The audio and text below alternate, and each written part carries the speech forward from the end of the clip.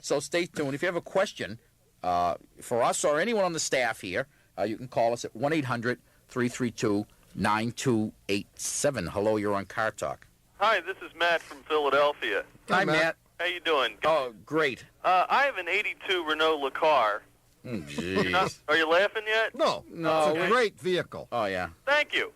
In fact, I wanted to discuss that and other cars, but we'll take your question first. Okay. But it's a good lead into a subject dear to my heart that I thought we should discuss today. Well, I'd like to hear that, actually. Go ahead. Anyway, the car has about 45,000 miles on it, and what I'm experiencing is what I think is probably a little bit excessive steering wheel play, which I and a mechanic have narrowed down to the rack assembly. Uh-huh. And I guess my question is, what is acceptable as far as play in a steering wheel? And I would guess that the car is showing about, I would say, 5 degrees of play in the center position. Well, anything more than about 4 turns usually gets a little scary. On a car, but most other cars, you shouldn't even get a degree. Is that right? Yeah, well, that's the advantage of rack and pinion steering is that, in fact, there is no play. I mean, it's almost perfect translation of motion from the rack to the wheels. So you get 5 degrees in both directions, or 2.5? I would say like 2.5 from the center. Yeah. In each direction. Mm-hmm. Now, why were you concerned about this? What alerted you to the fact that there might be a problem? Well, I can feel it, and you have owning the car since new, you can tell the car is just not as tight as it used to be. Mm-hmm. I was a little concerned that it may have been something else, ball joint, tie rod problem, something like that. But we did locate it down to the rack assembly. Now, am I looking at a real expensive repair? Is what I'm expecting to replace that whole rack, or is there doesn't seem to be an apparent adjustment to be done to the car? No, there is no adjustment, and it is an expensive repair. But you might be able to pick one up in a junkyard. Okay. That's where most of these LeCars are. That's true. See, just the other day I was at a junkyard belongs to some... Buying a car?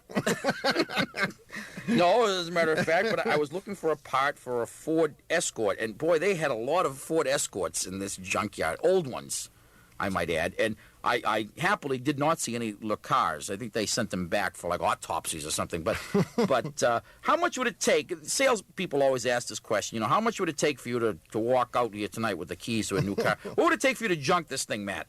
Well, see, that's the thing. The car otherwise is in real good shape. I've taken real good care.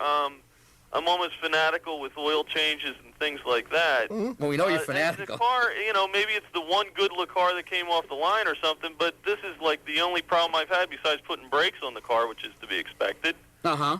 So it's been faithful. It runs well, and, I hate to get rid of it. I mean, having one of these is like going to the amusement park every day. Yeah, you could make a bumper car out of it, Yeah. I guess. I mean, it's probably not dangerous. Okay. But if it's disturbing to you and you think that it's affecting your driving... Not really, because the car doesn't wander, Right. In the estimation of your mechanic, if this is excessive, I'd get the rack replaced, though. Okay. You may be able to buy a rebuilt one. Is that? That's a possibility. Yeah. Yeah, the trouble with the junkyard one is, I guess you can tell, even when it's in the junkyard, if it's any good. You can feel it. I guess it'd be good if it was in the car, then you could actually feel any play in it at that point. And Yeah, maybe they'll let you drive it around. See if you like it. Yeah, test drive it. You might like it better than yours. You leave yours there. Well, maybe I could tow it as a parts car. Yeah. Well, you need one of those anyway. Buy the whole car. I mean, altogether, I would say it's going to cost you $300-400. Okay. Go for it. We can tell you've got big bucks. But if you like this car, then you should do it. Well, I drive a Studebaker and a Nash Metropolitan, so that tells you where I'm coming from. Well, we knew that. We could have guessed that. Thanks for your call, Matt. Okay, thank you. All righty, bye-bye.